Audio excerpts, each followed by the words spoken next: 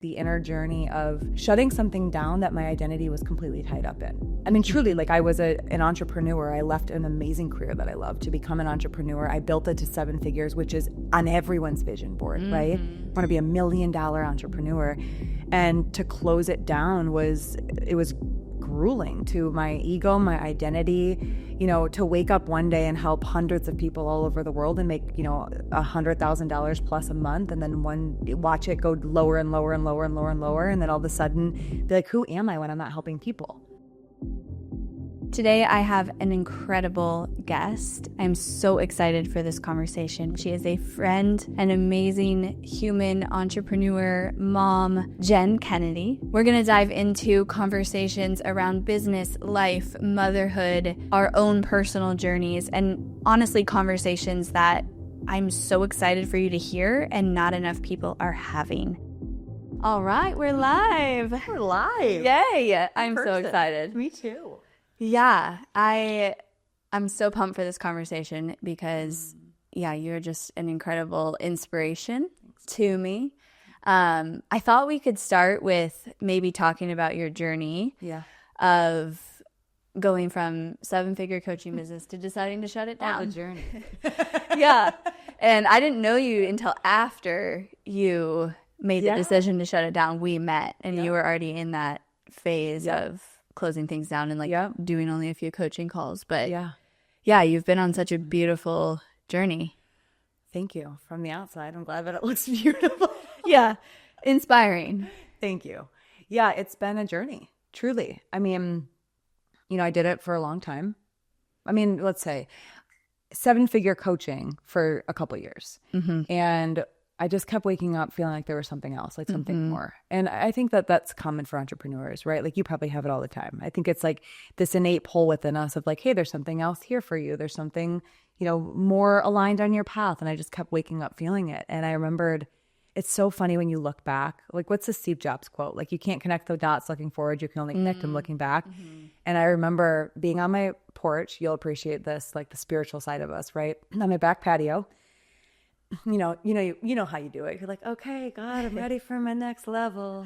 Like give it to me right now. Clear download. And like your silly, naive human self is just like, it's going to be this fun, beautiful journey, and I'm going to have so much joy. And then my life started to just slowly start to, I will say, crumble. Like things just started to fall out of place, like friendships, business relationships, different ideas and programs. And I kind of started to feel this inner turmoil that I had never felt before in business at all. Everything was pretty smooth and flowing, throughout my career, if you could call it that. And I just realized like some of these things have to start going. And one by one, I started to let them go. I think from the outside, when we tell the story, right, it's like I had a 7-figure business. I shut it down. It's like, it just sounds very peaceful, right? Like what a peaceful little journey that was. And I had all this money and went on a sabbatical. And it wasn't anything like that. Truly the inner journey of shutting something down that my identity was completely tied up in. I mean, truly, like I was an entrepreneur. I left an amazing career that I loved to become an entrepreneur. I built it to 7 figures, which is on everyone's vision board, right? I want to be $1 million entrepreneur. And to close it down was grueling to my ego, my identity, to wake up one day and help hundreds of people all over the world and make, $100,000 plus a month. And then watch it go lower and lower and lower and lower and lower. And then all of a sudden be like, who am I when I'm not helping people? I was a teacher before this. And so my whole life, my number one job was to help someone. And when you let parts of your business go, when you're not helping people anymore and you wake up and you're like, well, who am I without that role? And it sent me into a really beautiful journey of, inner work, of healing, of therapy, of really understanding myself, plant medicine, all of the things. And to actually discover like, who am I when none of these things are attached to me, when I don't have a dollar amount or a business or a role in someone's life to create my identity, like who am I now? And then I got pregnant, on top of all of it. So it's been a journey. Right. And it was such a beautiful journey of all that needing to happen before getting pregnant and having your little one, which I've seen you share. Like, I'm so glad that I healed these things. Oh my God. Before she came. Yeah, I mean, I was a hustler. Yeah. And I was a hustler. I mean, I think if you're an entrepreneur, at one point in time, you've been a hustler. You can relate. Yeah. Right? Oh, I can totally relate. Right? Like, we hustle, and we hustle well. Yeah. That's the thing. Like, I love it. And I love it. Yeah. It fuels me. It's exciting. It's like that inner driver in me, right? And I realized after I stopped hustling, you know, when you have your nervous system attuned to hustle and you stop, you're going to inevitably fall into some sort of anxiety, depression, mental health battle, because the thing that kept you going all of a sudden is gone. It's like the rug being pulled out from underneath you. And so that's what I had to face, is like, why was I a hustler? And I realized the hustling was a safety mechanism my entire life to help me survive. And so then when you pull that, or you just stop that program from running, it literally feels like life or death. And that's what I felt like for about 9 months, honestly, if I'm going to be real about the timeline. Like, oh my God, if I'm not doing this, I didn't feel like I could survive without it. And I had to really, you know, retune myself, if you will, rewire myself. And I'm glad I did that before my daughter, because now I can actually be like a peaceful mom and like be with her instead of having all these programs in the back of my head. Like, oh God, I got to do this, got to do that. I've got to achieve this. I've got to reach this goal. And it still feels like a baby deer learning how to walk sometimes, but I feel really grounded and good in it. Yeah. It's so interesting. I don't think we've had this deep of a conversation about your journey before. And I feel like I'm still in the undoing of the same same pattern. And I actually just had a session with Samson, our friend, where I got to the root of like what I was running from in the session, of like the feeling you're running from, and realizing, oh, this is to survive, right? Like this is literally to your system, life or death. And yeah, like this was like 4 days ago that I had this session. And so I don't hear a lot of people talk about it like that. Like it's like, oh, just stop hustling, like just calm down, or, you know, do less, and as if it's really easy, but it's not easy to undo that. No, and you can like bake your bread and like garden, which is what both of us have turned to, you know, to try to activate that part of us. But like, I know in the beginning I was gardening, and I was literally in the garden, and my brain was like, okay, but how are you going to do this? But what are you going to do about this? Like, I was doing it, but my system was still like on overdrive. And I mean, how long do you think you lived like that for? I think I can trace it back to like it started at 5, 6. Quite literally the same thing. Yeah. It chills. Absolutely the same thing. So like, we're talking, for me, 30 years. Yeah, 25 years. Right? That your system is it's how it's programmed, like a computer system. Right. And it's just going. And it's doing, I think for me, the shift has been, this is doing it to actually protect you. Like literally. It thinks. And so you're like, stop, I want to surrender. And where I got to in my session was like, you're trying to stop controlling with more control. Like Samson's like, that's not going to work. You can't be like, just let go and surrender. Okay, but when I surrender, I just want to make sure that I have all of my tools with me. Yeah. And I'm surrendering at 17 miles per hour exactly. Yeah, you're I'm doing it right. Babe, you're still controlling. It's so true. Yeah. But that's how, you know, wise our psyche is. You know, like the little part in us that is like, no, you don't understand. If I stop this, I'm literally going to die. Exactly. Like, that's what the internal dialogue is. And if you don't tune into it, as you know, you never hear that. And then you just keep going. Yeah. But eventually your body, you know, makes you stop. Right. But the hope is that you don't get to that point, that it's a force. And what do you think was the catalyst for you to actually make the change? Because I think what I'm realizing is like just feeling a little too tired, or like, not liking it. It's not enough, right? No, when our body is like, this is life or death. Yes. I need to do this. Like, you have to hit a point where the other side is more painful. Yes. Than what you've been living for the 25, 30 years. Yeah. This is so hard, right? Because the mind can be like, okay, well, I don't want to do this anymore, and I want to try in a different way, or whatever it is. But the body is like, no, this is terrifying, right?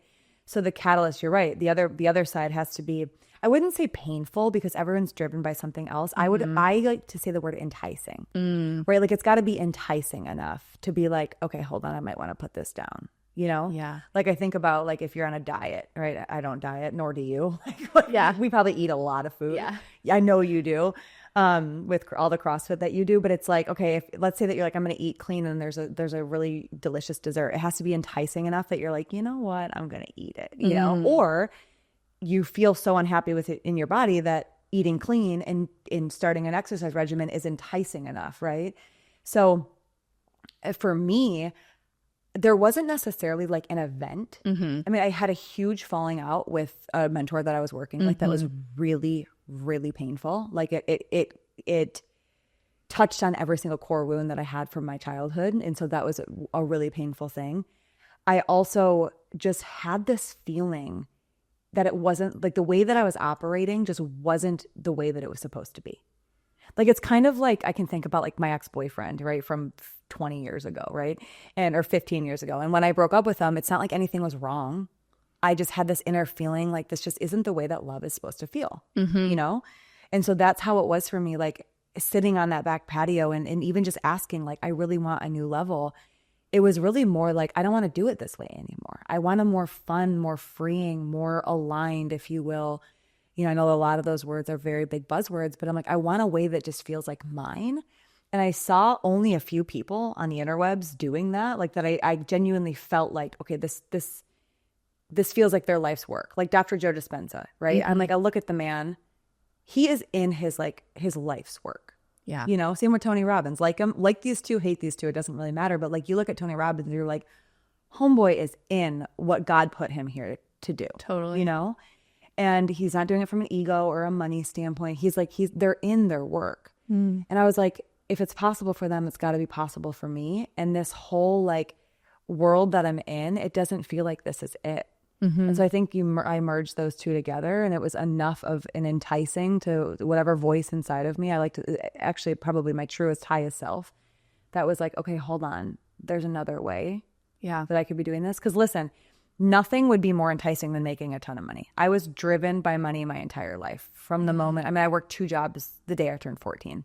And when I became an entrepreneur, full-time entrepreneur in 2019, that was my first time I ever just did one thing. Like I was always doing multiple things, even when I had my career as a teacher.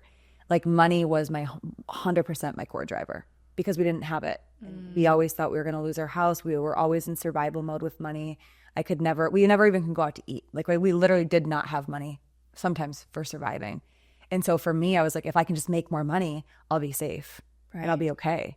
And so, you know, to let that go, there was just this peaceful feeling that there's just something else that I just had to lean towards. Yeah.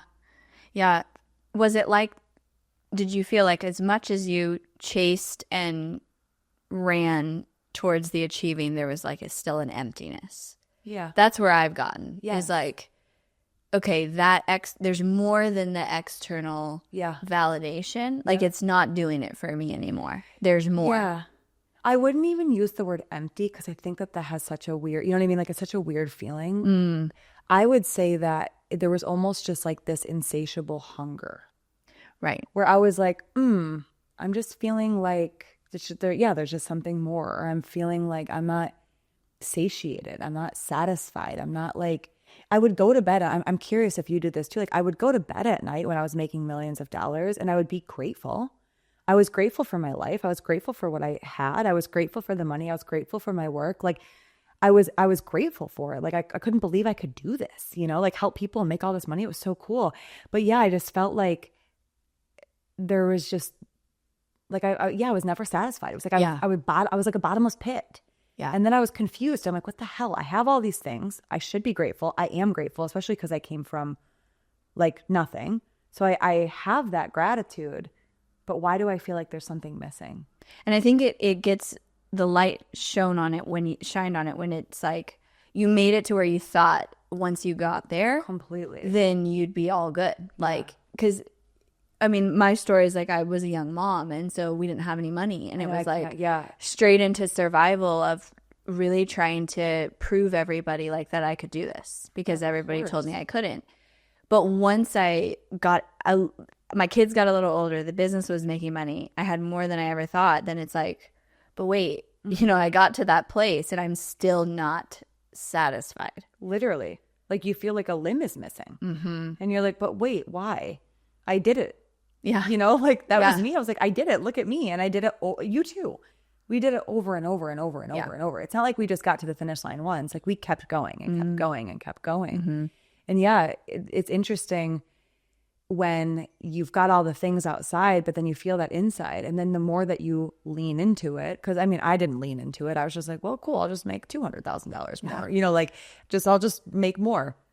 But the more I leaned into it, the more I realized that it's like, yeah, there's that depth that I'm like yearning for inside.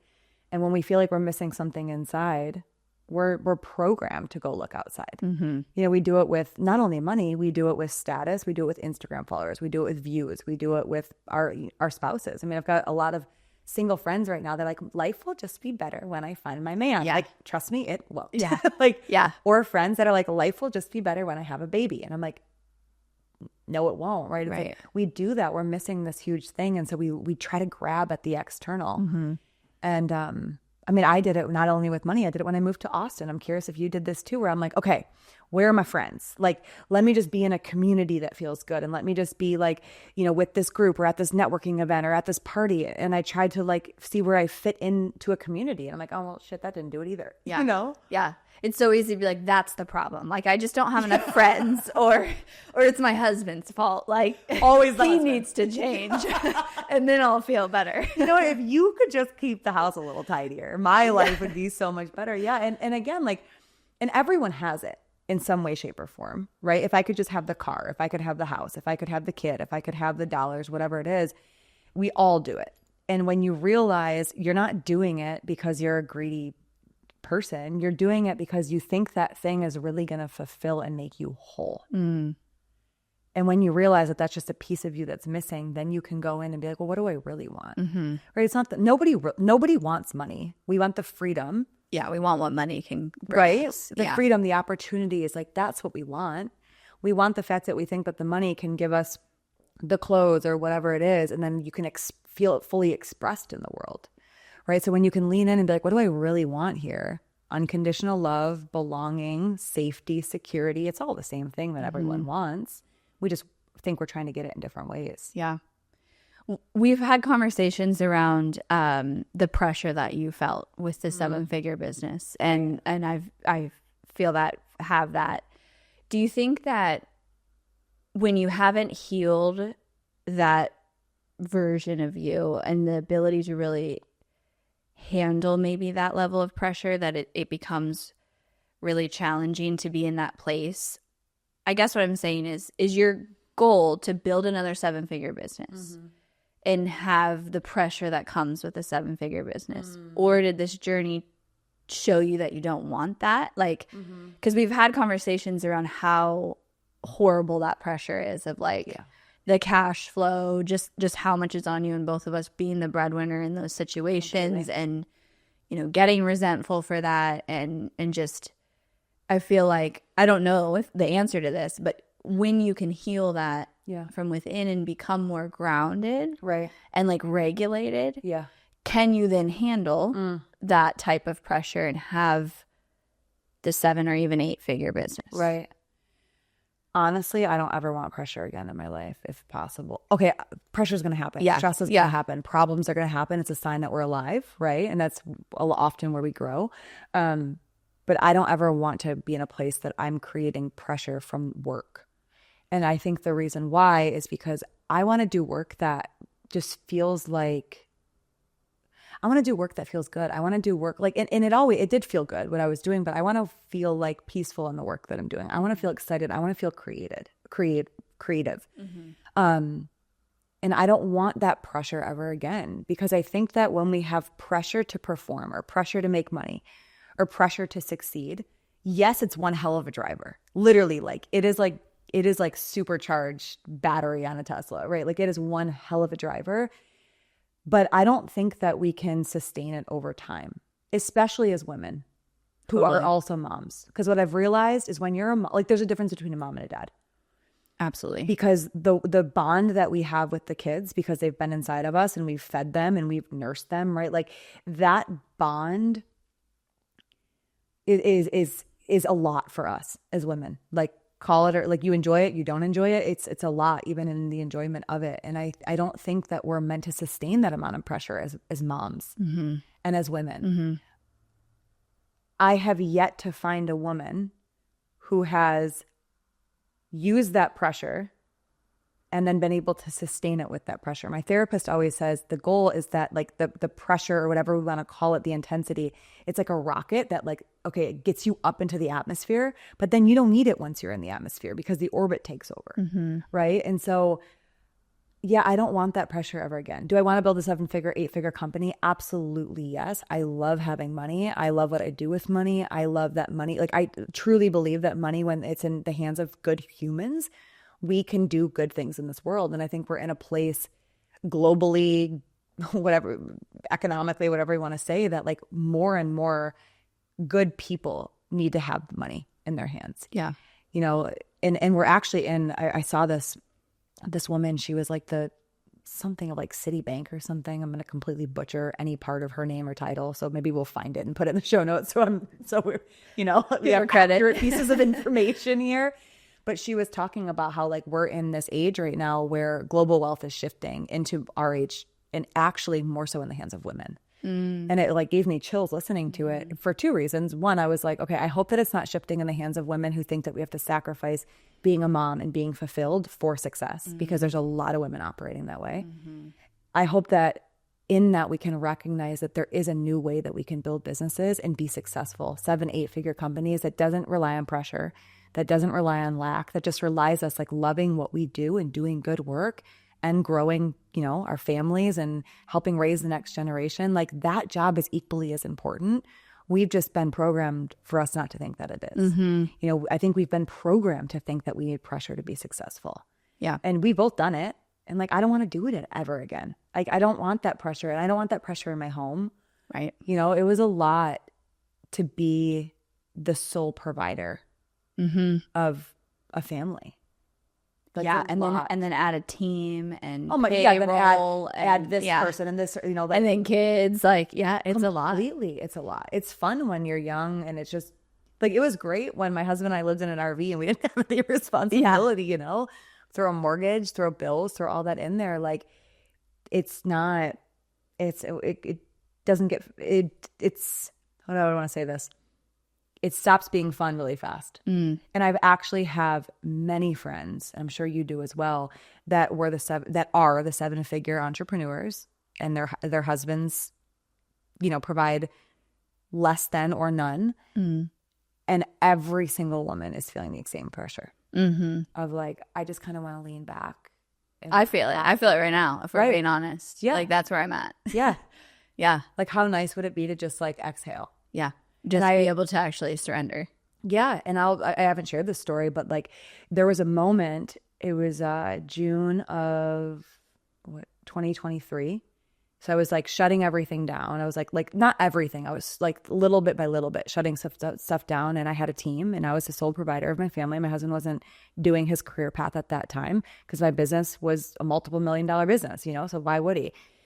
And I was on the couch, and I was like screaming, crying, like, you know, one of those cries. It was like it was like anger mixed with despair, right? Which I'm so glad, because forever, my entire life, I never was the angry one. I was always the calm one, right? To keep everyone cool. So the fact that I could feel and express anger was huge, especially with him.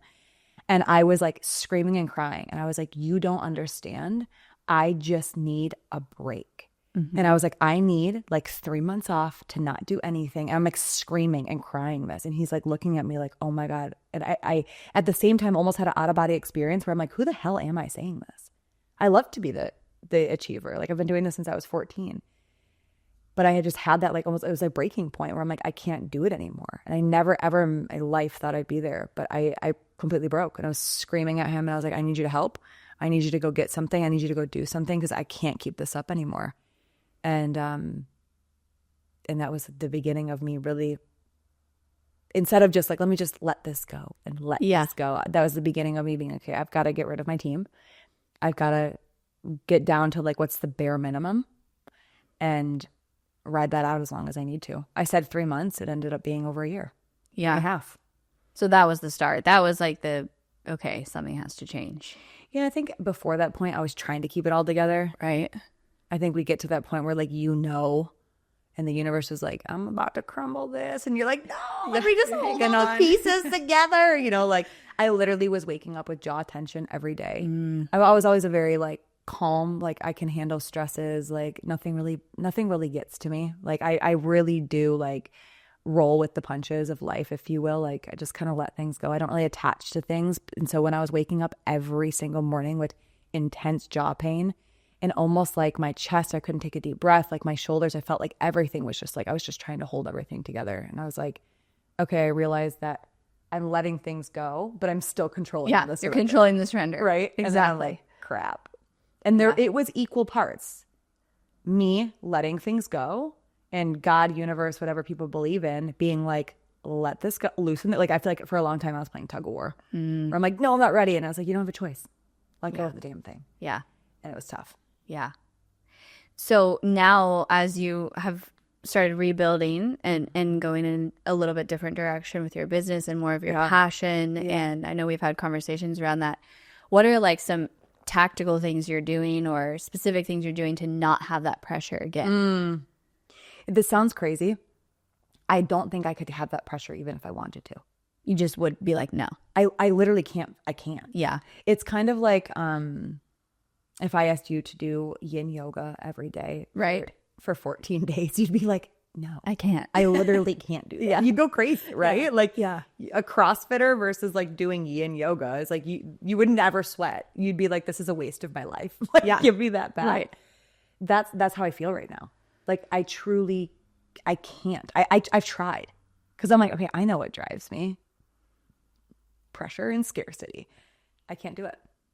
Because you've literally healed your system. Yeah, like I literally. Like that is true healing. Because I see it so much. And I think I'm 100% guilty of this. You think you've overcome the thing. And then you're like, oh, I'm just back doing the same thing. Dude, literally. But you have to heal your actual system and your body and your nervous system and what you're attuned to. And you have successfully done that. And super inspiring to me. Thank you.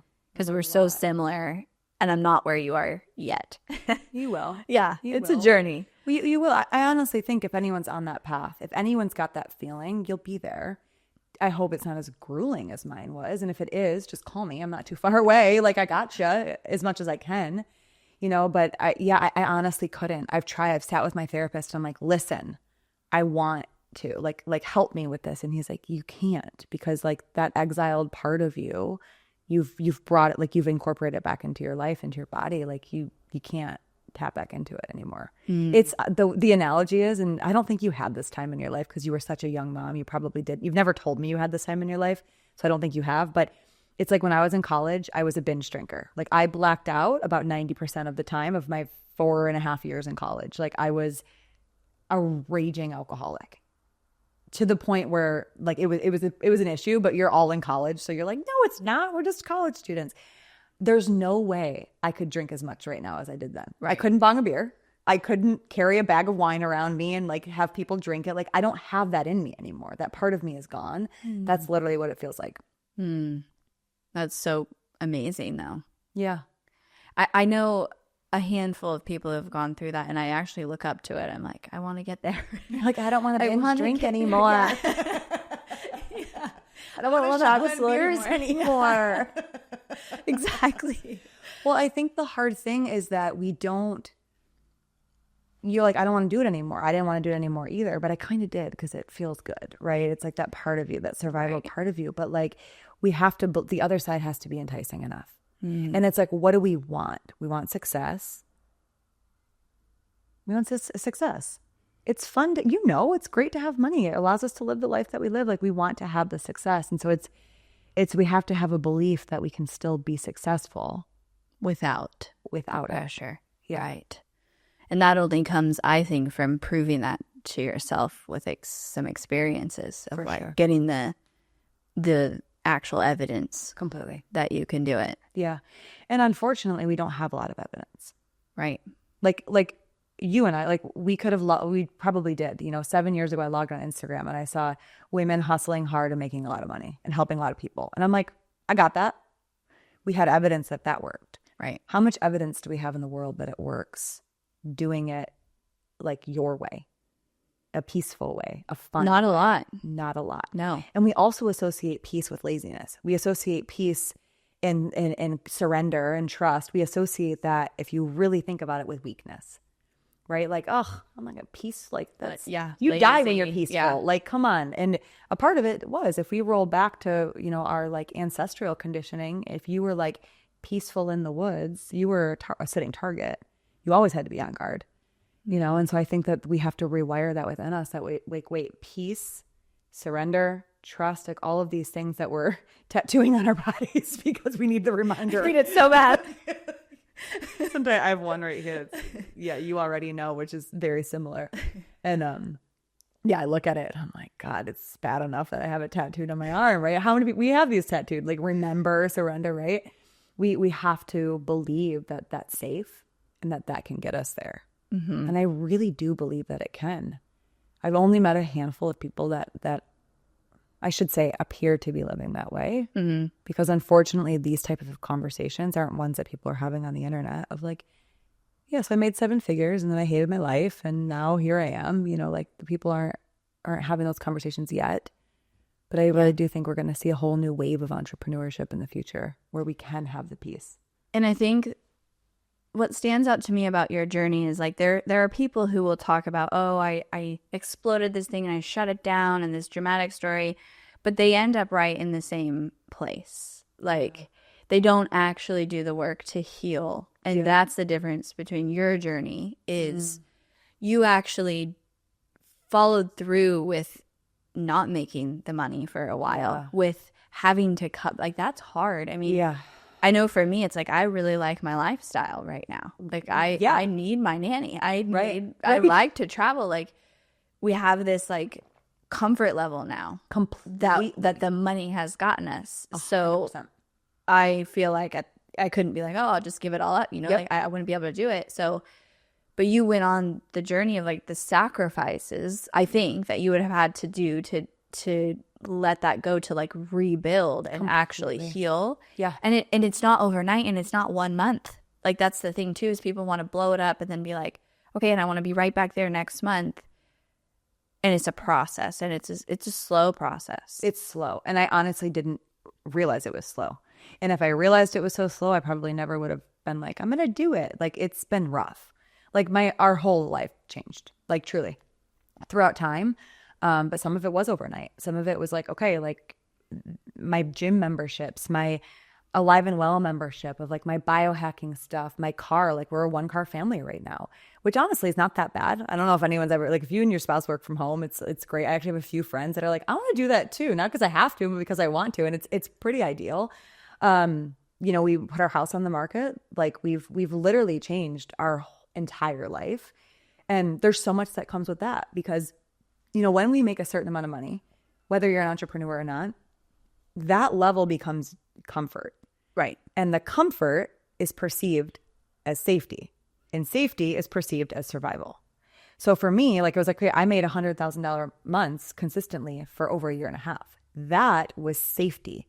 In all reality, I could live off of $1,000 a month, like outside of my home, right? Like I really don't need much. None of us really do, especially when you're like us and you like to grow your own food and like make your own food. Like you really, we like organic, but we also like to grow it, right? Like we can save a lot of money.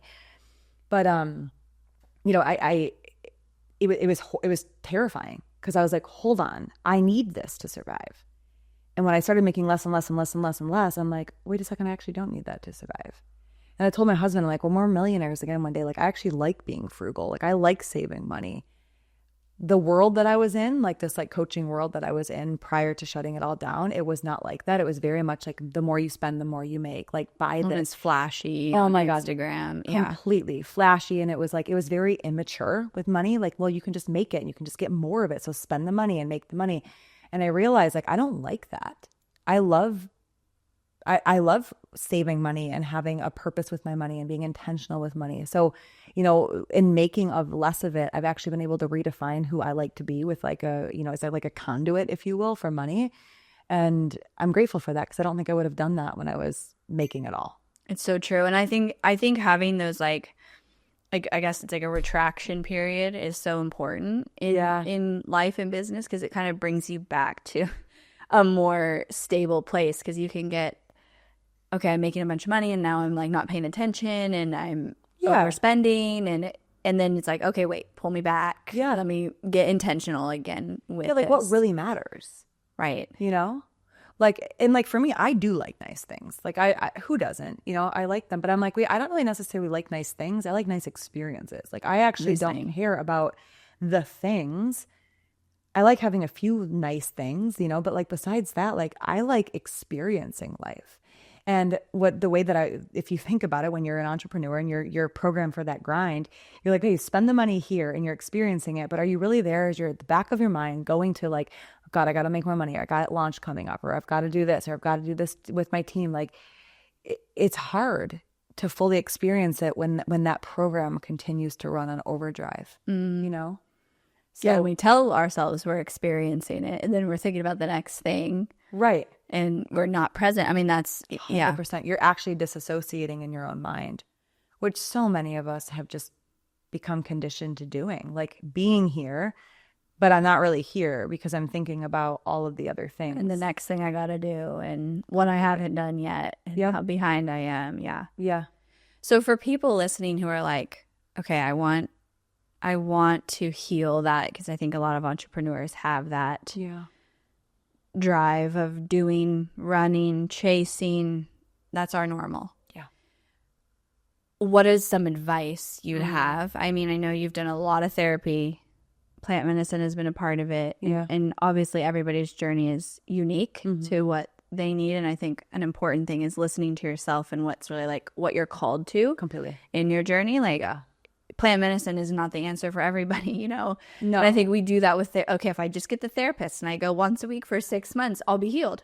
Literally. And we see it everywhere. It just doesn't work that way, you know? If I just take MDMA 4 times, then I'll be, or if I just take mushrooms, if I just microdose, like it's, because we see other people and we're like, well, they did MDMA. And so if I do MDMA, I'll have the same experience and I'll be healed. Don't do that, guys. But it's the, right. It's the root of it that you have to heal. So I guess what's your advice to someone listening who goes, oh, I have that, you know, and I don't feel present. I don't feel fulfilled. I'm always chasing. Yeah.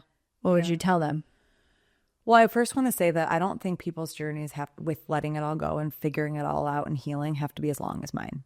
Like, you know, we talk about this in the coaching industry and marketing and entrepreneurship all the time. Like, hire the person or get in the room with the person and they built the business in 10 years and now you can build it in 5, right? We talk about this with business growth all the time. Like, that's why we hire people to help us, right? I really believe the same can be true with this journey. Like, I didn't see anyone go on it before me, like anyone. So I was in it. Figuring it out as I'm in it. And, you know, we had coffee many times where I'm like, yeah, I think I'm going to do this. I think I'm going to do this. I didn't know I was in it at that time, but I was very much in it at that time, right? So like, I think for me, it took a really long time because I didn't have support. I did have support. I had healers. I had my therapist. I had my husband. I didn't even really realize that I needed those things, but I had them. And I think that because I didn't see anyone in it, I didn't really know what was on the other side. I didn't trust it. I was terrified. I held on for a lot longer, which means if you hold on for longer, the journey is going to be so much more, you know, more grueling and longer than it needs to be. So first I would say to somebody, if you feel like you're in it, like, where can you loosen your grip and where can you get the help? And like, the quicker that you just let go, the quicker you're going to be out on the other side of it. Yeah. You know, like, we know this, and the only way out is through, right? Like, keep holding on. Good luck. You can't have the flashlight throughout the tunnel. You just can't. You got to blindly walk. So that would be my number one piece of advice. Find yourself and find someone who's been in that and like use their story to speed your journey up, would be my first piece of advice. The second piece would be, get help. Like, have someone outside perspective. Yeah. Mm-hmm. Like, that's why I stayed in therapy. And I actually, the more that I was in the journey, the less plant medicine I was doing. I'm a big proponent of plant medicine. I don't think everybody should do it. I don't think that anyone should just go run to it. I think it's as you know, it's definitely something that you need to be called to and make sure that you have people that know what they're doing with it. But the more that I was in like the depression and the anxiety of it, the less that I was doing that, because plant medicine can disassociate you. It does disassociate you. It takes you somewhere else. It elevates your state. And that can be really confusing when you're trying to figure your life out. And intense. Yeah. And it can be more traumatizing for people than not. So I actually dialed that back and I increased my therapy because I needed someone to just help me with my human.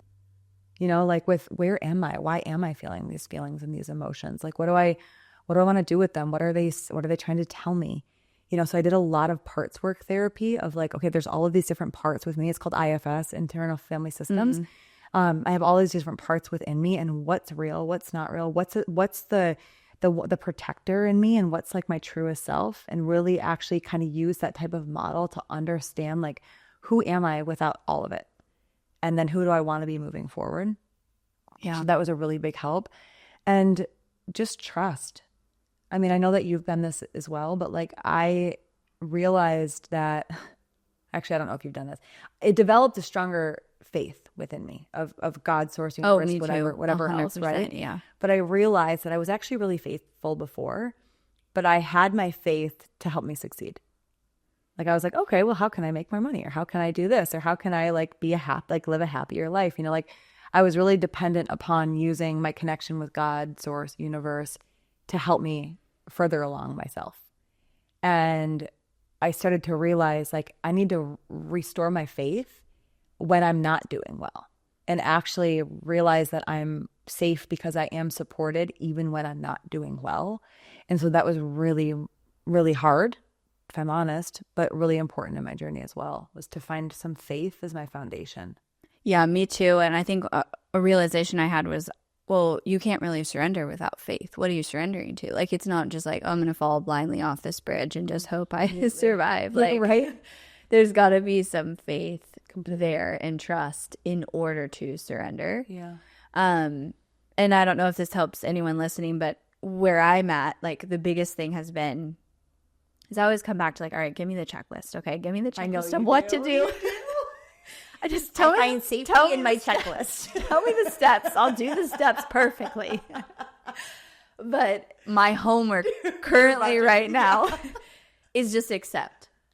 Like just accept without judgment, because and it's so deep for me that I don't realize I'm even doing it. Of course. Where I'm like, okay, well, you need to surrender this way, and if you do this, then you're surrendering. And it's like checklist, just your surrender. I literally, it was like 4 days ago that Samson goes, Emily, you realize you're using control to try not to control. Yeah, yeah. You're like, this is working. This is not surrendering. He's like, all I want you to do is go, I'm feeling this right now. I'm feeling it here in my body.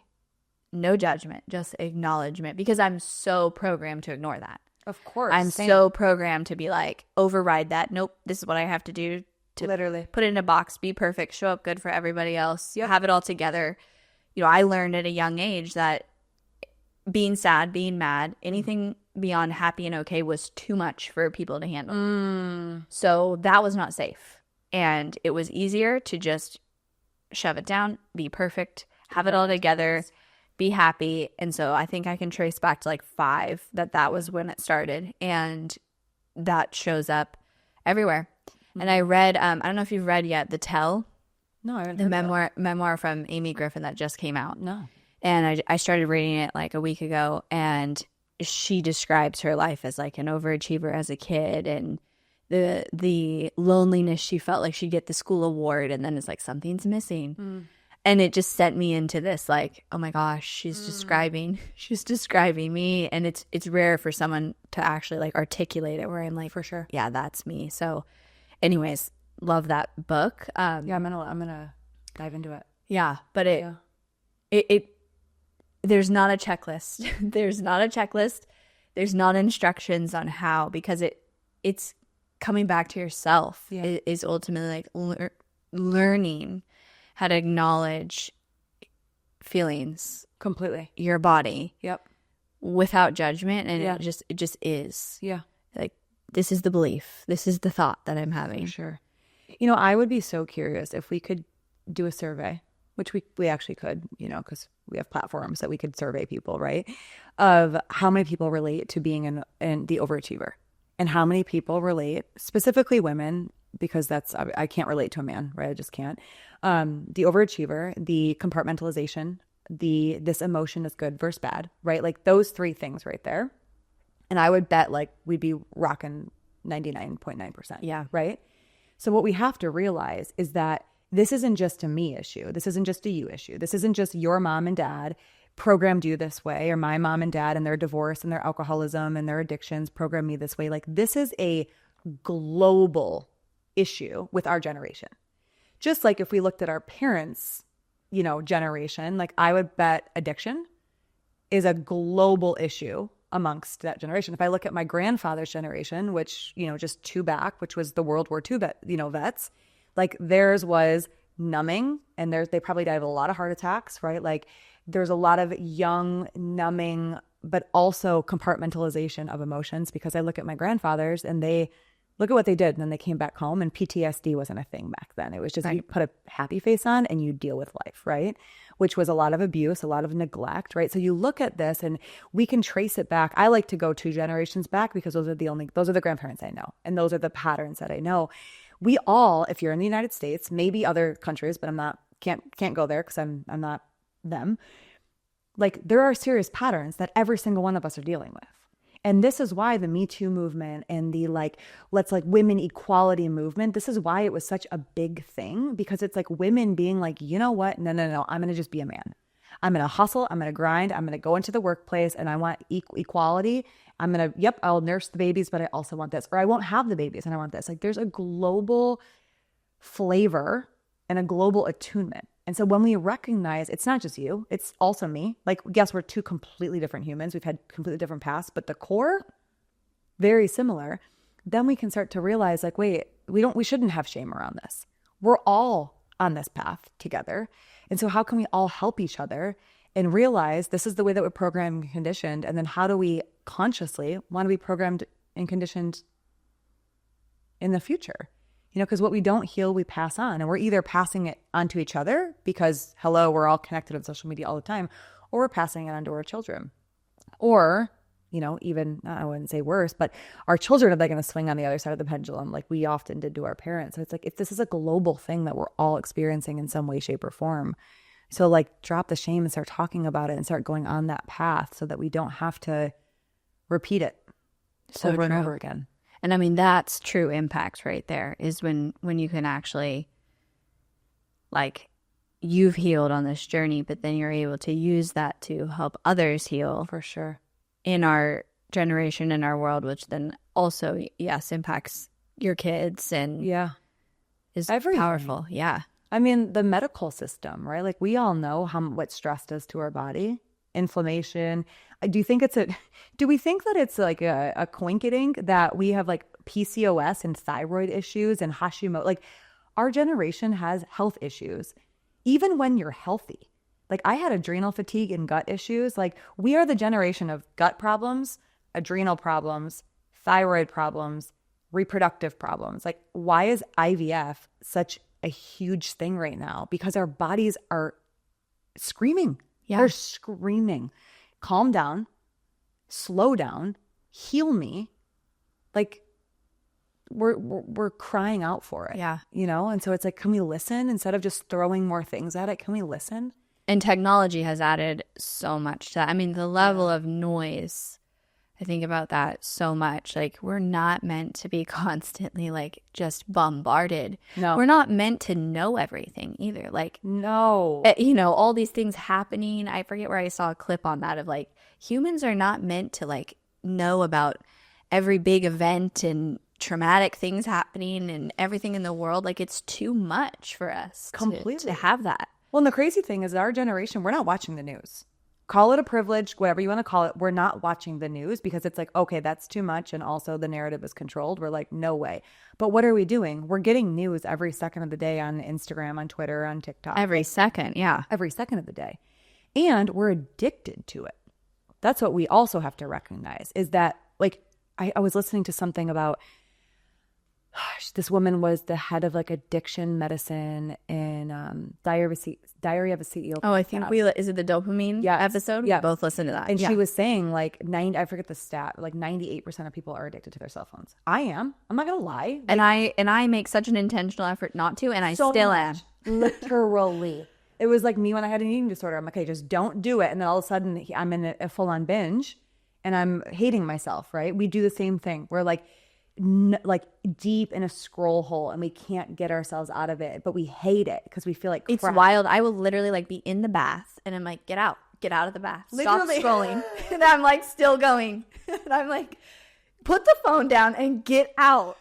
You're like parenting yourself. It's not working. And you're like, it's bad. It's horrible. Yeah. And you feel horrible after. And there's a reason why. I forget the neurochemical. I always blank on the name of it, but it's like when we have it's what I like to call cheap dopamine, where we're getting that like surge. It's like it's just cheap. It's like addiction. It's like gambling. It's like you just can't get enough of it. And then I forget the neurochemical that it's built within us, that kind of like you drink a lot and then you are hungover the next day. It's because our body is naturally trying to bring us back to homeostasis. So you just had a binge, which is like the amount of dopamine that we release from binging on our phone is more than like cocaine and MD. It's more than drugs. And then what's going to happen, we're going to have an equal and opposite reaction because that's how our dopamine system is set up, is that if it's spiked up here, then it needs to recover down here. So that's why you feel so horrible afterwards. But what do? You keep coming back for more. Right. And it's right there. Yeah, because we're addicted to dopamine. Dopamine is very addicting. And that's also why dopamine is the neurochemical that's responsible for grinding and hustling, setting bigger goals and going after it. So I think a lot of my depression was there's many pieces, I was dopamine depleted. Because think about it as an entrepreneur, you know this, like you set bigger goals, you reach them, equal and opposite reaction, right? Bigger goals, and then you become addicted to this cycle of spike and crash and spike and crash. And so we're just recreating that on our phones. Yeah. And then our business is on our phones and everything. You want to create, like I know both of us enjoy being creators. Yep.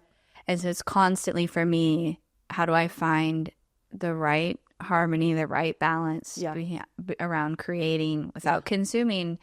I mean, it is a constant effort and I'm very far from perfect with it, but I find like the best thing is just deleting the app for 3 days and then and resetting. Are gone. Yeah, I know. I think about that too. Or I'll wait until I don't have any important I have ones. real drafts from when I was pregnant. I'm like, you're not using those. Oh. You know what I mean? Like, why do I hold on to them? Yeah. No, it's true. Deleting the app. Do you have specific days that you do it, or you just? I like on the weekends. Like if I can delete and go completely off. I just did it last weekend. Social media. Then I find it's like a reset. It feels good. Feels amazing. And then I'll come back and it's like a reset. I'm not as bad on Monday. Yep. With the consumption, and it will kind of build throughout the week. For me, it's for sure a numbing thing. Like it's the end of the day. Yep. I am maxed, like mentally, physically. And you have 3 kids. I don't watch TV, so I'll just scroll. It's like the one thing I don't have to think about. I honestly think watching TV is better. I agree with you. You know what I mean? Like, because I'm the same way. I'm like, I don't watch TV. And then I'm like, maybe I agree. Watching a show with my husband would be better than scrolling Instagram, and all that comes from the comparison. And like, it is so subconscious of like comparing yourself to someone else and just all of that. Yeah, I agree. TV is probably better. I started watching like Theo Von comedy on my phone because I was like, okay, I don't have to like consume this and actually pay attention to everything they're saying, which is what I want at that time of day. True. And it's funny. Yeah. So sometimes instead of social media, I'll just watch a comedy episode. That's great. That's really good. Honestly, I think like there's so much focus on morning routines, right? Like the millionaire morning routine and get up and do this. And I've like dialed my morning routine right now because so I've created my morning routine to actually be like dopamine, not dopamine rich, but like dopamine balancing, if you will. Like my morning routine, my number one focus in my morning routine is to have a healthy dopamine level, because how we get the dopamine in the morning, our body craves that throughout the day. So we've all heard people being like, don't scroll first thing in the morning. For real, try not to, right? Like I don't know if you're the same way, like my self-control goes out the window. It's like truly like I used to have a binge eating disorder. I feel the same way with my phone right now. Actually, the last like 4 years, if I'm being honest. And in the morning, if you're rolling over and grabbing your phone, biggest spike in dopamine, your brain craves that all day. So you're going to find yourself on your phone all throughout the day. But the problem is that you're never going to get that big of a surge again, because it's like a drug. You surge and then you can't get that big of a surge. So your brain is trying to get that feeling again, and it can't get it back until the next morning. So in the morning, I literally don't sleep with my phone in my bedroom. I don't either. Like I can't, or I will be a mush ball in bed scrolling in the morning. Or I'll get really clever and I'm like, hey, I'm not going to scroll Instagram, but like I'm on Pinterest. Yeah, or I'm on the Reddit. Reddit. Oh, Reddit. I'll go into like CrossFit Reddit or like just read all the go into like drama Reddit. Yeah, it's like, because I don't have drama in my life. I'm like, give it to me on the internet. And I don't care about celebrities, so I'm like, oh yeah. So yeah, I'll do that. Like, right? Like I think about too, like my parents growing up, they would just read the newspaper. Right. Here I am like, yeah. So I have a really rich dopamine, like I guess you could say like a really healthy dopamine level in the morning, but no one talks about what to do at night, right? It's like so focused on the morning routine. Get up, journal, red light, ice, whatever it is. But it's like, I think the nighttime is actually equally as important that we should be talking about and creating routines around.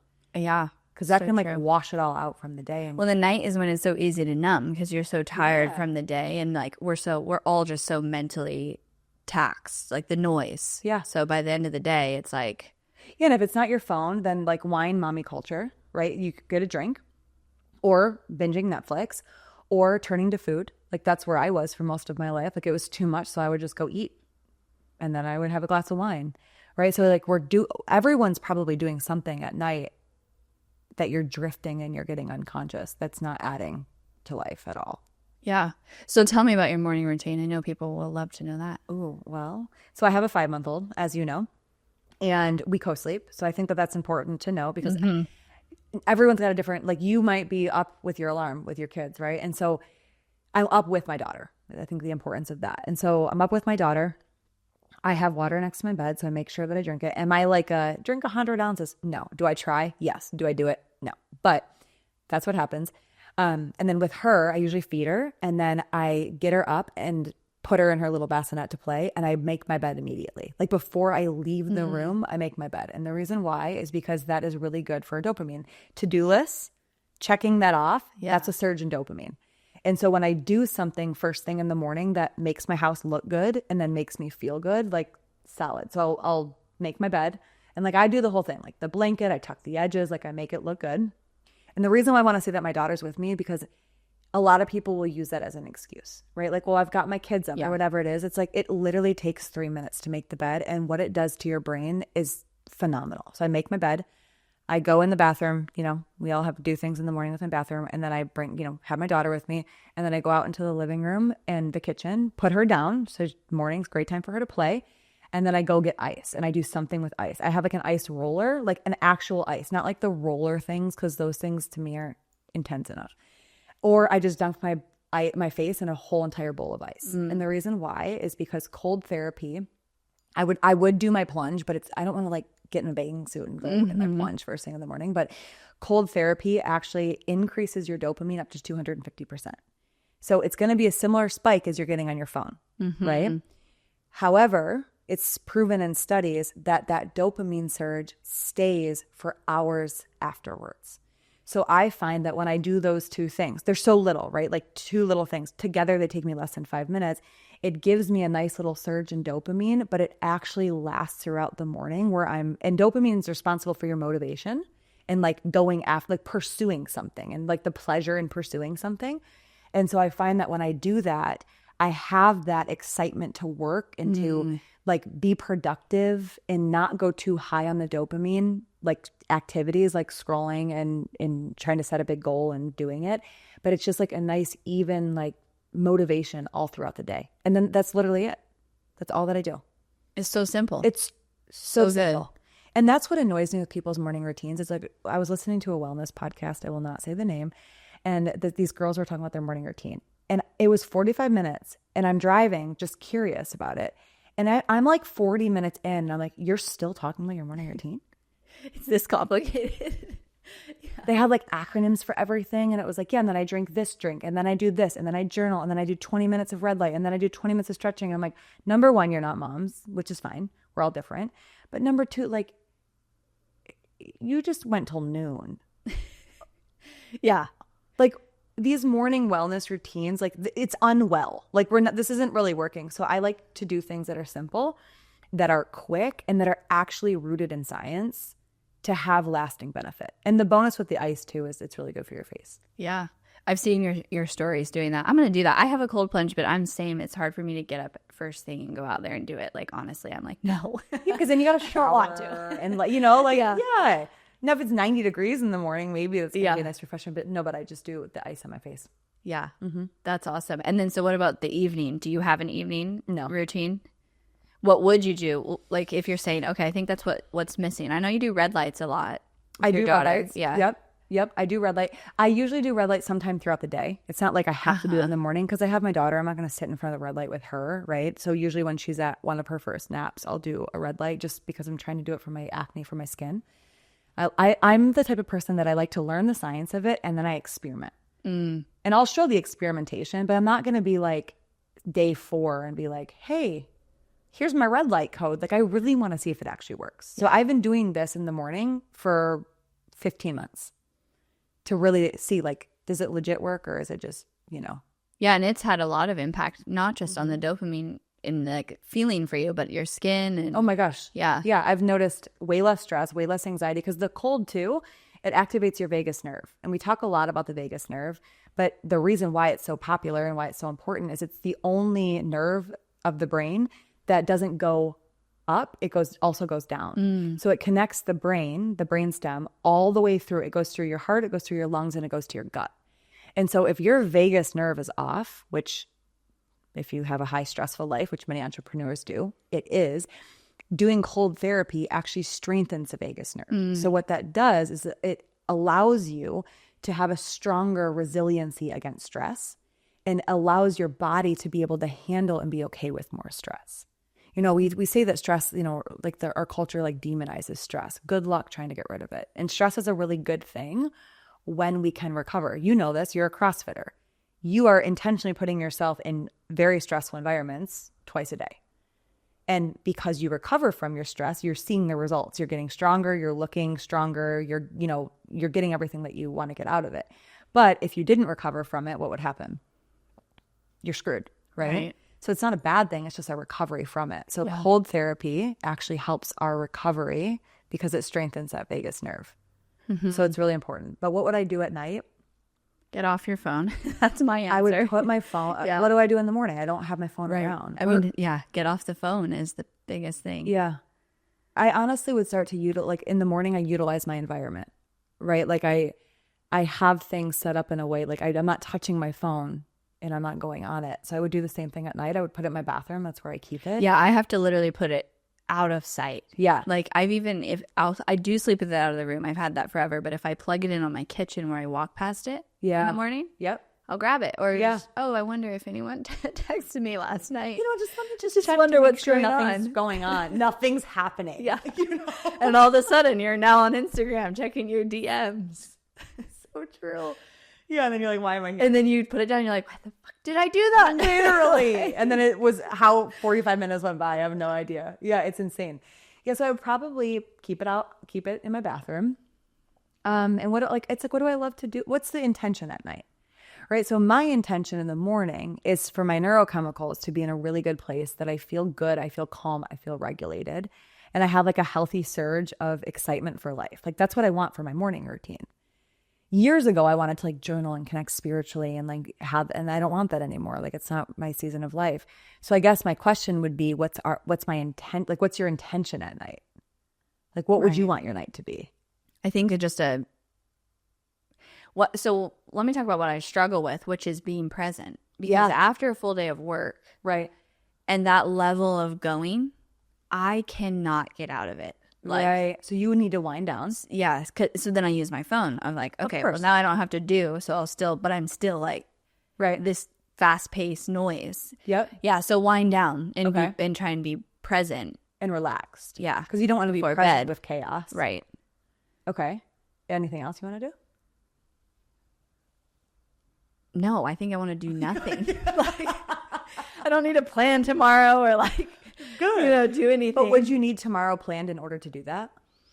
I usually plan tomorrow at the end of my workday, and that does help a lot. So I will write my priorities for the next day to finish out my workday, and it helps me so much feel like, okay, I'm completed. This is going to tomorrow, and now I can end the day. So I do that now every day. I did that for years. It helps so much. And I'm literally like, you're helping me remember how much that helped with my life. Yeah. It helps close out the day. Because you also need a little transition, I find, from work to home. And I'm constantly like making sure for me, my workout has actually become that. So I will finish my work day, do my completion of what I'm doing tomorrow, and then I'll go work out. Then I'll go home. And that has helped me so much. I love that. Yeah, because you're right. When I was a teacher, the drive home was how I turned off work. Yeah. Right? But we don't have that when you work from home or you're an entrepreneur. You don't have that. You just have you walk into a different room. Right. And then you still have your phone. And so it's still with you. Yes. And you still have your brain, which you can't shut off. Right? So let's do this. Let's make our perfect nighttime routine for anyone who's doing this. So first thing would be to complete your workday in some way, shape, or form. So I'm going to take your way, which is the list. Yeah, for tomorrow's priority list. Yep, and what I used to do, I used to just like keep it on my desk, so that when I walked into my desk the next day, it was right there. I didn't have to think about it. I have one notebook that's like only my to-do list. Sweet. So complete the workday. Then I think it's important to then transition into home. And some great ways to do that is like workout. You could cold plunge. You could change your clothes. Yourself out. Like, change your clothes as it. Yeah, my friend Michelle talks about like literally like doing something like I close the office door and I like tap it or something that's like I am now not working. I know people who like put on a bracelet or just something that signals to your body like I am now transitioning into family time. You know what you also could do? I mean, this is extreme. You have to really not have any reels drafts, but you could literally, before you walk out of the office, I say you, like all of us, not just, I'm not like you guys try this and let me know. Like we could delete the apps at night. Yeah. So it's like, okay, made my to-do list, delete the apps. And then like, because you think about it, yes, it's our phone, but it's the apps that are on the phone. Oh, totally. And I've got my apps. I don't have email on my phone. Same. I don't have Slack. Yep. The only thing I have is Voxer, and then it's the social media. And Voxer's not a problem. Like, it's social media. For sure. Have you heard of that device, a brick? No. It's an actual physical, like, square cube, and you can scan your phone into it, and it will lock all of the apps that you've programmed for the different modes. Oh, wow. And in order to unlock it, you have to actually scan your phone. Oh. So that has worked for me because all the phone rules, I just override it with the passcode. Oh my God, same. Like it's like you hit your limit. You're like ignore for today. But this, you leave the device, like the brick, and then your phone's locked. So in order to unlock it, you have to actually be like, I'm going to go to the brick, and so it's just like a little extra step. I'll leave it at home. This is funny. So I've left it at home, and then I accidentally locked myself out of my car app, and it was my key. So I had to call my nanny, and I was like, I'm locked out of my car. Can you start it for me? Oh, my on your app. That's so great. Don't do that. But, okay, don't do that. No, I mean, it is a little extra of a step. The next would be deleting the app. But because deleting the app, you got to go through the whole process of re-downloading it. Right. Which is an obstacle for yourself. For sure. Especially if you're the log back and you're like, forgot password. Yeah. Yeah. Okay, so there has to be something that breaks you, that transitions you back, right? And this is a cool conversation because what I could do is tell everyone what my morning routine is. But like I really love, and I'm sure you do as well, like helping educate and then being like, well, what would that be for you? Right? For you, it's the brick. For me, I might hate the brick. I might want to just delete the app. For somebody, it might be to just have two phones. I was going to say, that's another option. Or to leave or turn it off, right? Or like leave it in their office. For me, I don't like doing that because I like taking pictures of my daughter and like FaceTiming my parents at night, to like have that connection. So like we need a closing of the workday, then we need a transition. And then we need an intention. Like your intention is like, I want to just be present without anything else and actually be present and relaxed. For me, I want to be present. I think I want to be more present with my husband too. That's a big thing at night where we both can kind of get in that. And it's hard when you've got kids' bedtime and so you're consumed by that. And then you're like, all right, I'll just go to bed. Once the kid's in bed, at least that's what I do. So Yeah, I honestly should just go to bed at 9:30. Yeah. But I can go to bed at midnight. I do go to bed at midnight. But I would like, for me at night, I don't read or journal in the morning or during the day. I'm like full on mom or work mode. So that's what I would do at night. I would put my daughter to bed and then I would not have my phone. And I want to like learn or I want to connect. So I probably would have a little bit of time where I'm connecting with my husband and I'm just present with him without the distraction. And then he literally could go to bed at 9:00. I would go to bed like 10:30 and then use that hour and a half where I'm in bed like journaling and reading. Like that would be my most ideal night where I would feel really good, relaxed. I wouldn't be distracted. I wouldn't be consumed. I wouldn't be like feeling disgusting when I go to bed because I just wasted my brain power. Like that would be I think my ideal. Let's do it. Okay, well, what would yours be? Yeah. I think mine would be end my workday, go work out, either delete the apps or put my phone in airplane mode for a while, which I've done because then I can still take photos. And then put the kids to bed. And my problem is when I lay with my 5-year-old, because I still lay with him every night till he falls asleep. After I do like this silly puppet show thing with them, I go on my phone because I'm laying there in the dark. Yeah. And so I need something to do then. And I've tried a bunch of things, but because it can't be learning. My brain's done. I can't learn at that time of day. So I think it's like either listen to like a fiction book or the comedy and just listen and not be on my phone. Yeah. I've tried the discipline of like lay in the dark and do nothing, and it just like I can't do it. I can't. No, you're like this. I mean, I'll fall asleep, like but 35 seconds. Yeah, I'm done. And I mean, it's like a good 30 minutes of laying with him till he falls asleep. So listen to either fiction book or comedy. I love that. I like comedy. Comedy is just great to laugh at the end of the night. Then go have some time, connect with my husband, and then probably go to bed. Yeah. Drink my magnesium or nighttime tea or something. For sure. I like that's that. another thing. Like that's an environmental thing. Like just like how coffee in a mug wakes us up in the morning. Like is there something that you can take or drink that calms you down at night? Yeah, like a hot tea is for me. That's and magnesium, good. Lavender. Huge. Yeah, everyone's magnesium. deficient in magnesium. Yeah, and it's so important to have. Yeah. Okay. And I need to do my face. I like to do like wash my face and face care, and sometimes I'll even be like, too tired to do that. But I can be on my phone before. But I can sit on my phone and numb out.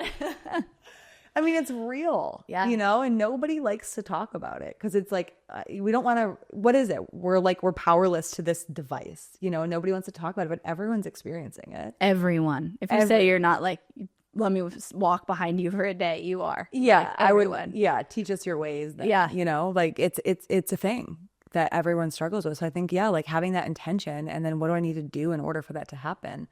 And then utilizing our environment. Like we both said, we would have to do something on our phones. Shut it down, airplane mode, delete the app, the brick, right? Like we have to, you physically leave your house. And when you were talking, I was like, wait, I would actually also go for a walk after dinner. Yeah, that's a great. Right? Yeah. Like I love walking with our dogs and just a family walk after dinner. And we just haven't done that with my daughter. We did it pregnant, but not with my daughter.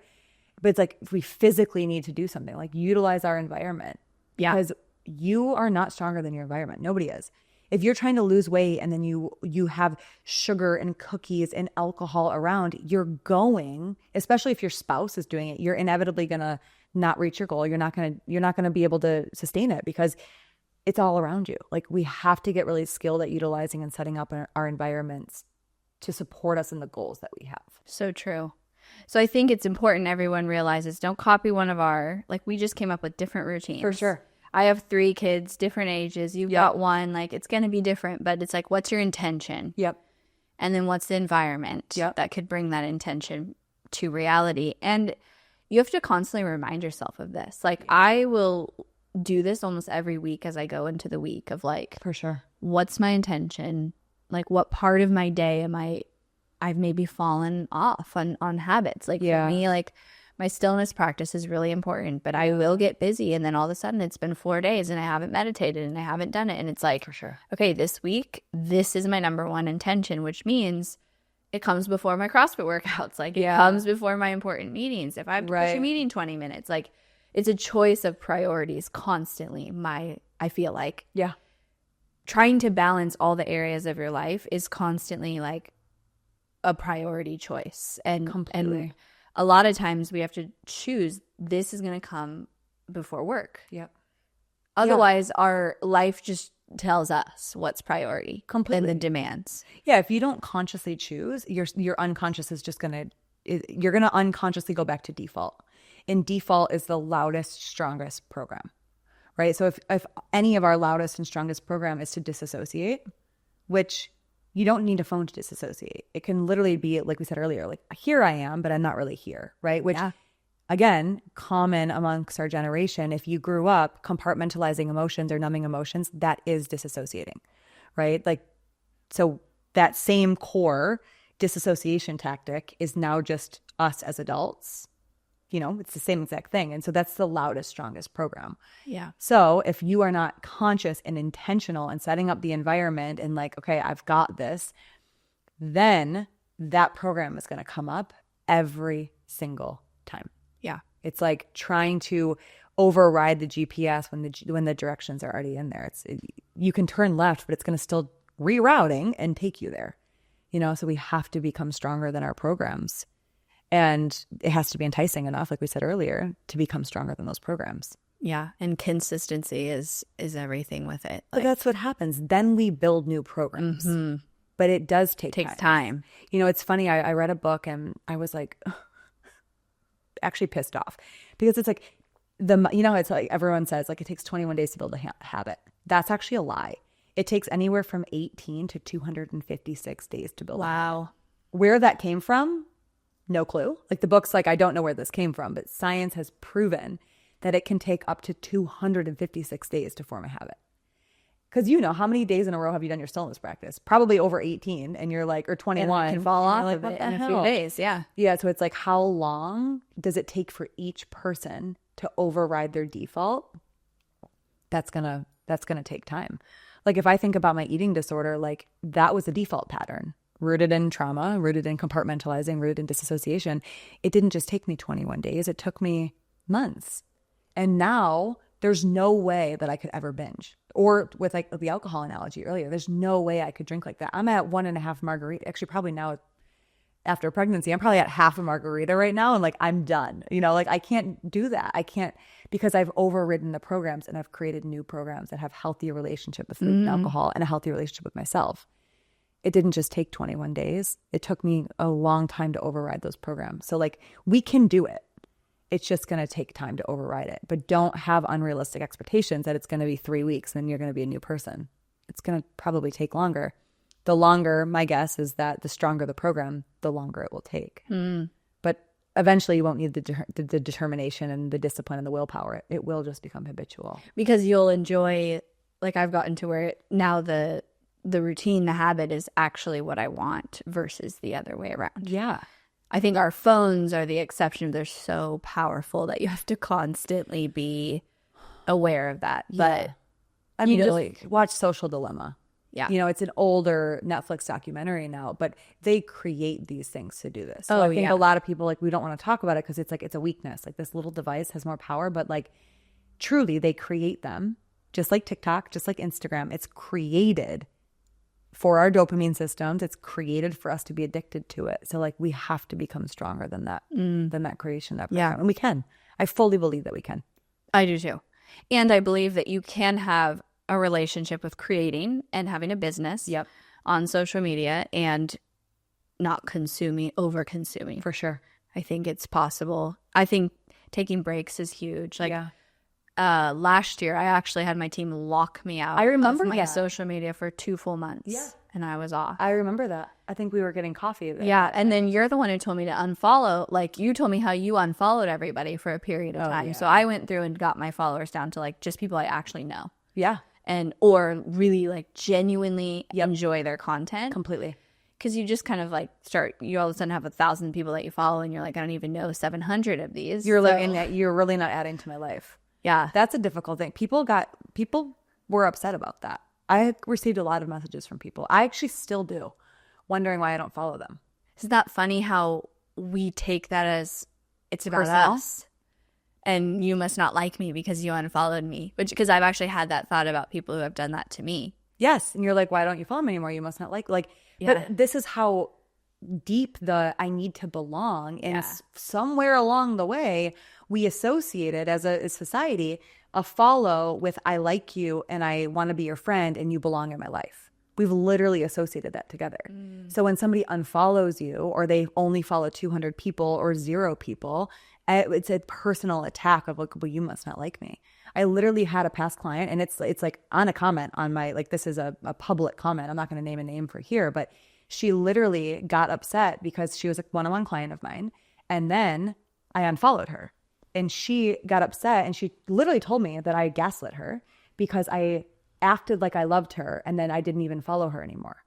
And I said to her, I didn't follow anyone for 6 months, and I'm very cautious with who I follow because of my own mental health battle.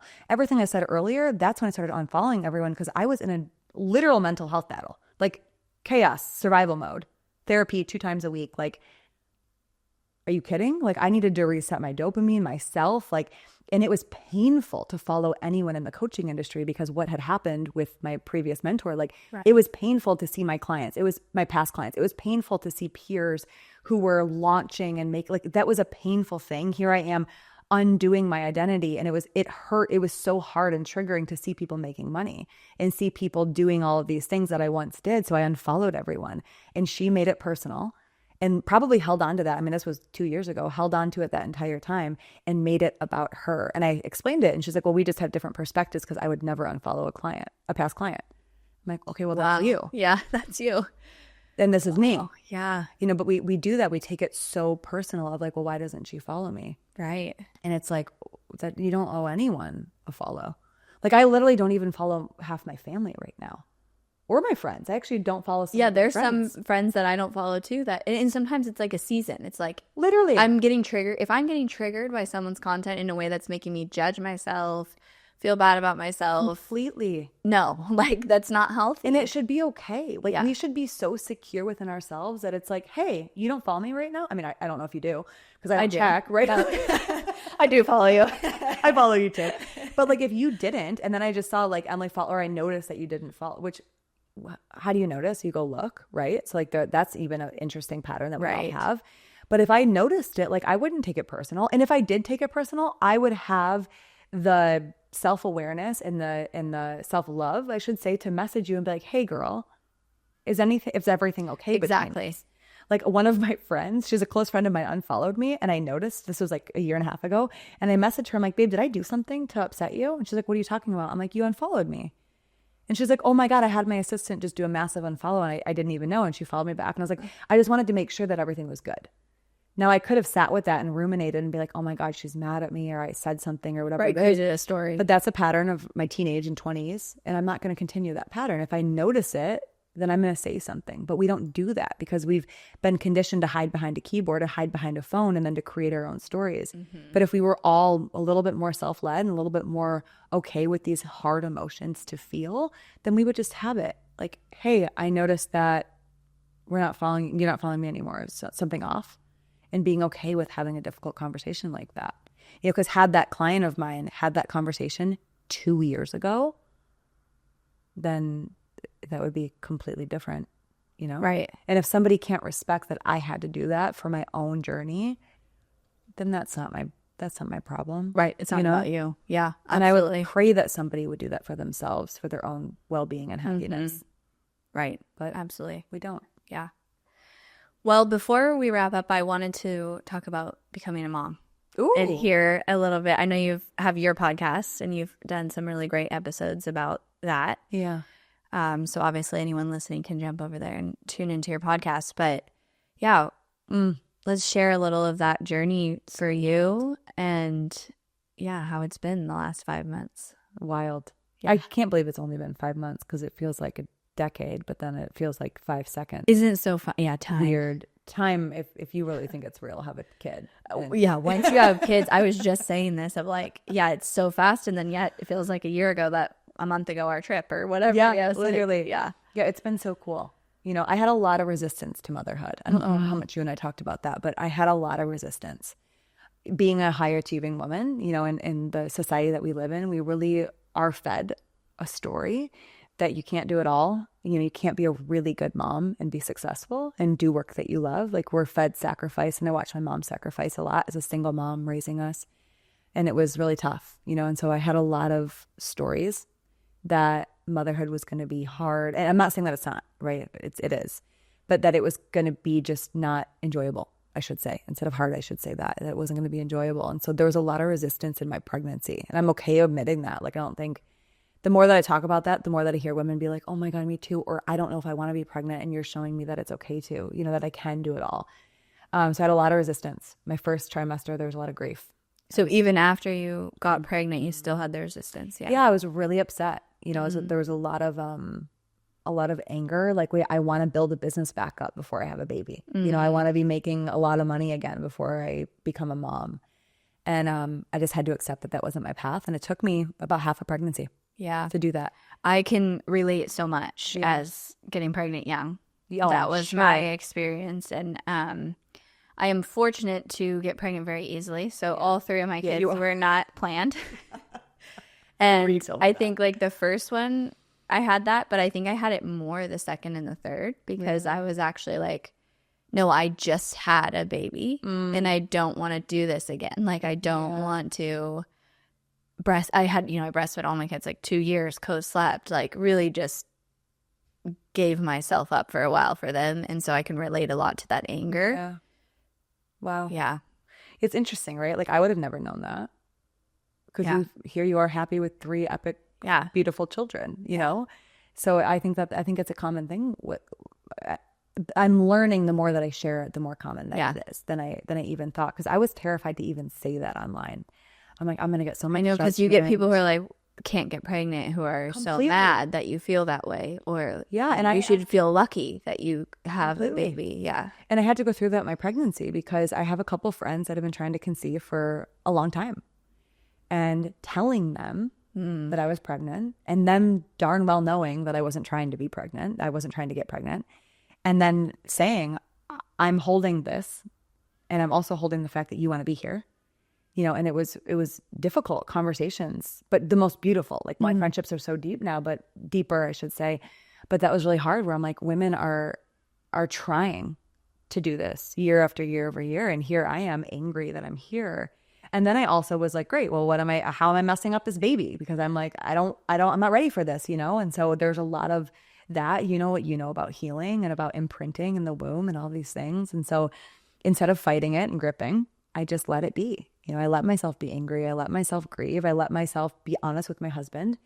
And, you know, the second, third trimester started to come out of it. I'm like, wait a second, I think I can do this. And then, you know, when she was born, I was like, okay, we're here. You know, and I didn't get the wave. I'm so glad I read the books, right? Like, some of the books, because I read a couple books, Spiritual Midwifery and, oh my gosh, what's the other one? Ina May's. Oh, yeah.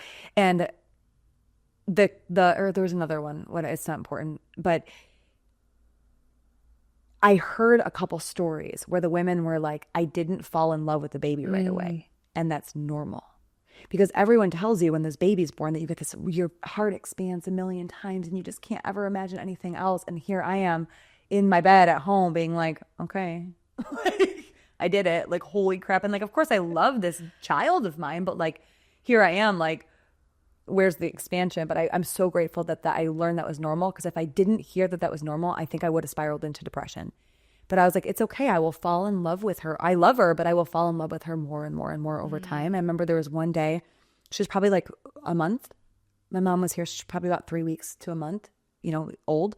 And I was listening to a song, and I was just singing the song to her. And all of a sudden my heart like exploded, and I started blowing my eyes out. I'm like, oh my God, I love her so much. And I had that moment.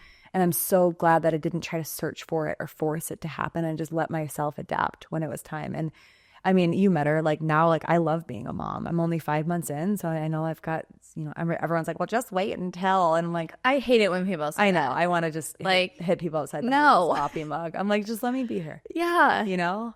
Like, when I was like, this newborn phase, like, was easy for me. Like, dare I say it? It was easy. It was fun. It was a smooth, like, it's been the smoothest transition into motherhood from someone who was apprehensive a year ago. I'm like, whoa.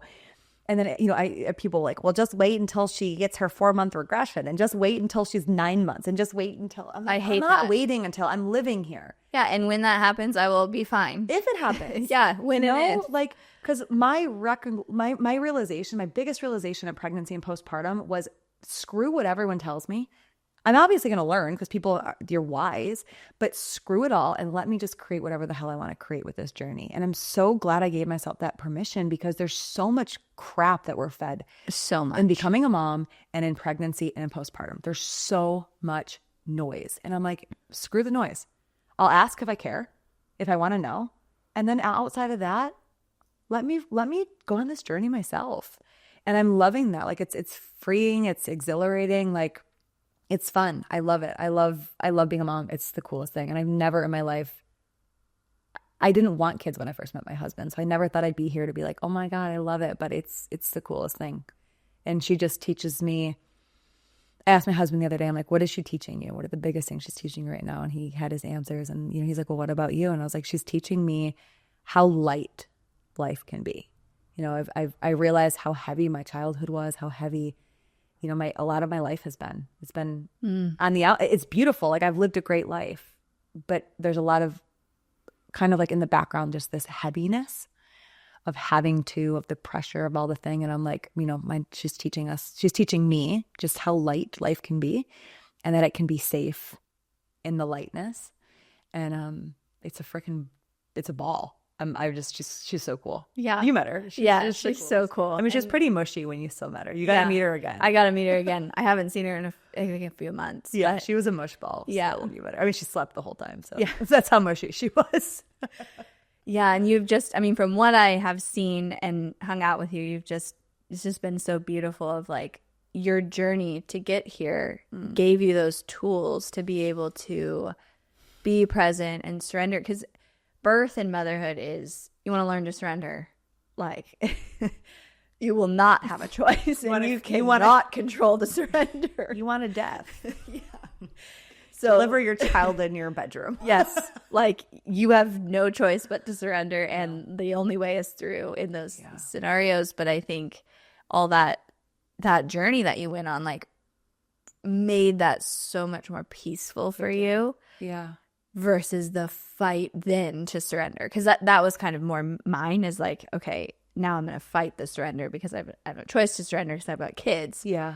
And that was my path. And that was what I was supposed to do. And my kids did teach me a lot around that. But it's cool to watch the work that you did to get up to where you are now. And as always, like she came at exactly the time that she was supposed to. And it's like, it's so beautiful.